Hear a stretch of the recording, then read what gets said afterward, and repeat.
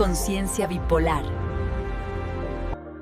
Hola y bienvenido a esta nueva exploración. Hoy vamos a meternos en un tema que es profundamente personal y muy a menudo silencioso. La vergüenza y el autoestigma que pueden venir con un diagnóstico de bipolaridad. Y para esto no vamos a usar manuales clínicos fríos, para nada. Vamos a ir a la experiencia humana. Tenemos dos guías excepcionales, la verdad. Por un lado, la memoria de Kay Redfield Jamison, An Unquiet Mind.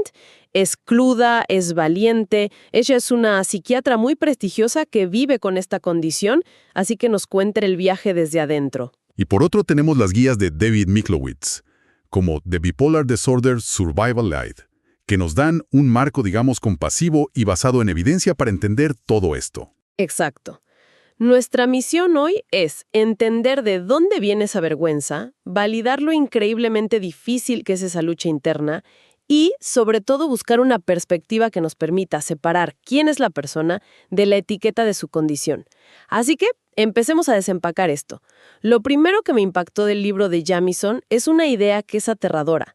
La sensación de que tu propia mente, que es tu aliada más íntima, la herramienta con la que construyes tu mundo, de repente te traiciona. Ella lo describe de una forma que se te queda grabada. Su mente, que era su mejor amiga, se le volvió en contra. De un día para otro se burlaba de sus entusiasmos, ya no le interesaba nada, se obsesionaba con la muerte. ¿Cómo se empieza a procesar algo así? Es que esa es la raíz de todo, la traición. Y es clave entender que la depresión que ella describe no es tristeza, para nada. La tristeza es una emoción, tiene color, tiene textura. Lo que Jamison narra es un estado, plano, hueco e insoportable. Usa palabras muy visuales. Dice que se sentía aburrida, inadecuada, de cerebro espeso, sin luz, insensible. Cuando tu propia percepción del mundo se apaga así, es casi inevitable que surja una vergüenza profundísima. Nace la sensación de ser una carga, de ser un fantasma en tu propia vida. Exacto. Y esa sensación se ve reforzada por el entorno. Ella escribe algo que duele leer. Dice: la gente no soporta estar cerca de ti cuando estás deprimido. Claro. Y no es necesariamente por maldad. Es porque esa ausencia de vitalidad es incómoda. Entonces la persona empieza a invertir una energía monumental en mantener una fachada de normalidad. Una sonrisa por aquí, una respuesta animada por allá, pero cada una de esas actuaciones es agotadora. Y ese esfuerzo es un círculo vicioso. Cuanta más energía gastas en la fachada, más aislado te sientes por dentro, porque nadie está viendo tu realidad. Y ese aislamiento alimenta la creencia central de la vergüenza, la idea de que hay algo fundamentalmente defectuoso en ti, algo que tienes que esconder a toda costa. Sí. No es tengo una condición, se convierte en soy esta condición. La identidad se fusiona con la enfermedad en ese silencio. Y ese choque entre el mundo interno y la fachada es insostenible. Jamison llega a un punto en que dice estar cansada de esconderse, cansada de las energías malgastadas y anudadas, cansada de la hipocresía. Es un agotamiento existencial. Totalmente. Pero el miedo a mostrarse es real, porque el estigma no es una idea abstracta. Tiene consecuencias muy, muy concretas. Brutales, consecuencias brutales. Y aquí es donde la perspectiva de Miklowitz complementa perfecto la experiencia de Jamison. Fíjate, Miklowitz señala que las familias, los amigos, incluso en el trabajo, a menudo malinterpretan los síntomas. No los ven como parte de una condición médica, sino como fallas de personalidad o falta de esfuerzo. Claro, la depresión es pereza, la manía es irresponsabilidad. Exacto.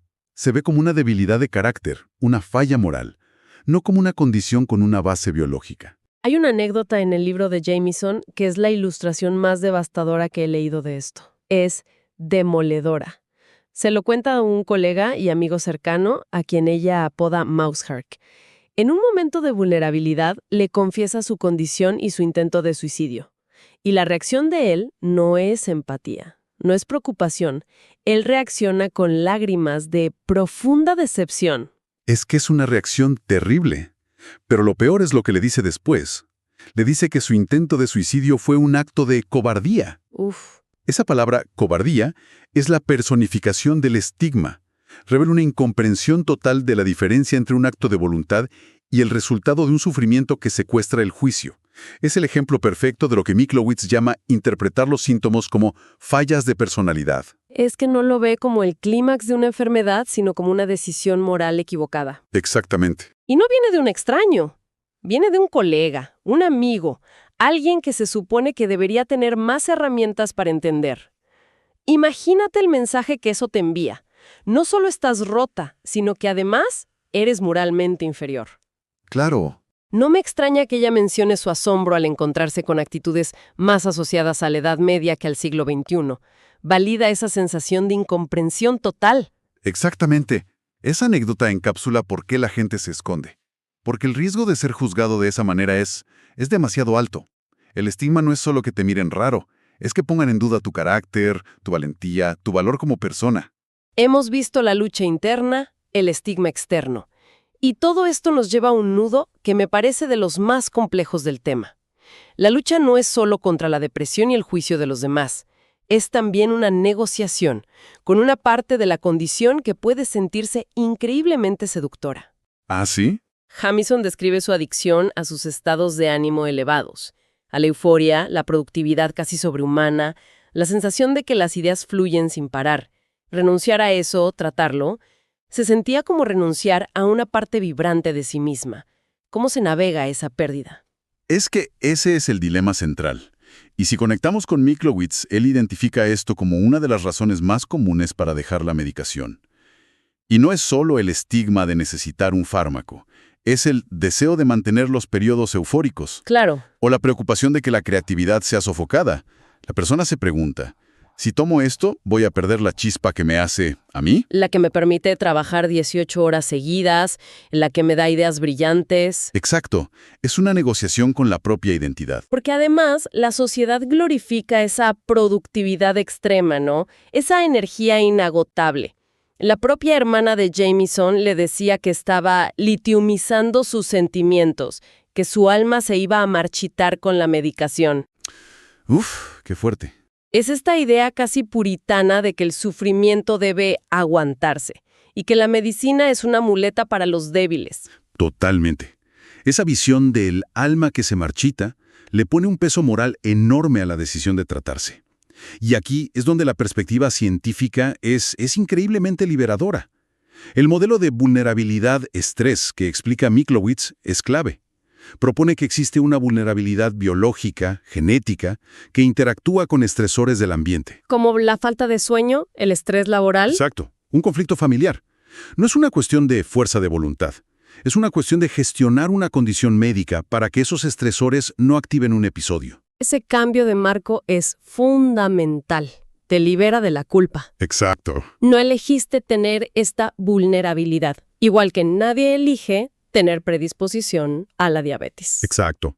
Y esa liberación te permite tomar decisiones sobre el tratamiento desde un lugar de autocuidado, no de autojuicio. Te permite ver la medicación no como algo que marchita el alma, sino como una herramienta que estabiliza tu biología para que tu alma, tu verdadera identidad, pueda florecer. Y en esa línea de encontrar un marco propio, fíjate qué interesante que hasta el lenguaje importa. Jamison cuenta que prefiere el término enfermedad maníaco-depresiva a trastorno bipolar. Hoy en día eso suena casi anticuado. ¿Por qué crees que se aferra a eso? Es una jugada brillante para mí. Es una reapropiación de la narrativa. Creo que para ella, trastorno bipolar suena demasiado suave, casi como un capricho del carácter. Como una oscilación de humor. Justo. En cambio, enfermedad maníaco-depresiva tiene un peso clínico innegable. Describe la realidad de la experiencia, los polos de la manía y la depresión. No deja lugar a dudas de que es una condición médica grave. Es su forma de decir, tomen esto en serio. Esto casi me mata. No es una peculiaridad de mi personalidad. Es un acto de poder. Totalmente. Visto así, tiene todo el sentido del mundo. Es reclamar la gravedad de su propia experiencia. Entonces, con todo este panorama, llegamos a la pregunta central. ¿Es posible salir de ese ciclo de vergüenza? ¿Cómo se reconstruye una después de que tu mente te ha declarado la guerra? Es la pregunta del millón, ¿no? Y las fuentes nos muestran que sí, es posible. Pero no es un camino fácil ni lineal. Para Jamieson, un punto de inflexión clarísimo fue cuando decidió dejar de ver su condición como una fuente de vergüenza y empezar a verla como una fuente de conocimiento único. ¡Wow! Decidió usar su experiencia para informar su investigación, su enseñanza, su práctica clínica y su trabajo de defensa. Transformó el dolor en un propósito. Dejó de ser la víctima de su enfermedad para convertirse en una experta gracias a ella. Eso es darle la vuelta por completo. En lugar de que la enfermedad te defina, tú usas la enfermedad para definir tu contribución al mundo. Precisamente. Y esto se alinea perfecto con la importancia de la psicoeducación que tanto enfatiza Miklovitz. Educarse a uno mismo y a la familia sobre la naturaleza biológica de la condición, sobre el modelo vulnerabilidad-estrés, sobre los tratamientos, es el primer paso para desmantelar la culpa. ¿Y la vergüenza? Y la vergüenza. El conocimiento es la mejor arma contra el estigma. Permite construir un nuevo relato familiar basado en el apoyo y la comprensión. Y ese apoyo es absolutamente clave. Jamison vivió aterrorizada durante años de que su carrera en la academia terminara si se sabía de su condición. Pensaba que la iban a despedir. Pero llega un momento en que decide contárselo al director de su departamento en Johns Hopkins. Y la respuesta que recibe es increíble. Es un momento potentísimo en el libro. Uno de los más esperanzadores, diría yo. Ella se prepara para lo peor. Y él, después de escucharla, le dice, mira, si nos deshiciéramos de todos los maníaco-depresivos en la Facultad de Medicina, no solo tendríamos una facultad mucho más pequeña, sino también mucho más aburrida. ¡Qué momento tan poderoso! Es la validación definitiva. Fíjate en lo que hace esa respuesta.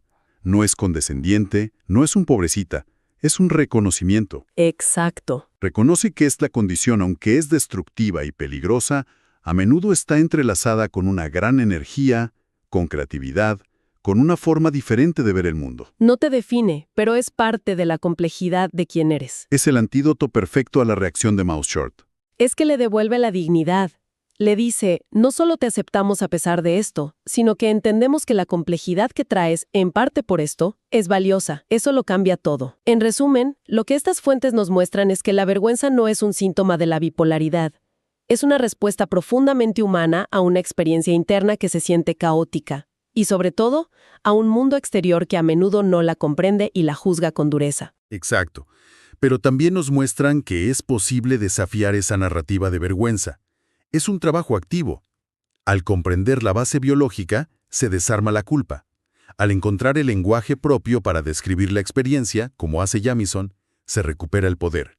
Y al transformar el dolor en conocimiento y propósito, la identidad de la persona puede finalmente prevalecer sobre la etiqueta del diagnóstico. Y para cerrar, nos gustaría dejar una reflexión final. Una idea provocadora que plantea la propia Jamison hacia el final de su libro.